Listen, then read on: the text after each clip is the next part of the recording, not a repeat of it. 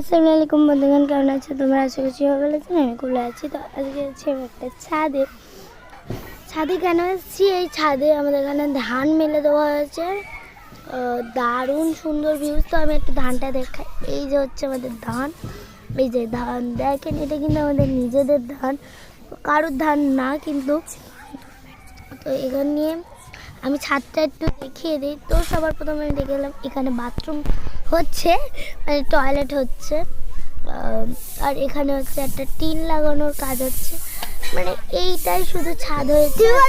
Hello hi. এখানে আমার ভাই ধান টানছে, এই দেখো হাই করতে বলে দিলাম, তাই হাই করে দিল ও একটু। এখানে এই যে ধান প্রসেসিং করছে দেখো। আর আমি এখানে একটু ছাদটাতে ঘুরে ঘুরে দেখাচ্ছি। আর এত সুন্দর জায়গাটা না, টিকটক করলে দারুণ দেখাবে। আমি ধান নিয়ে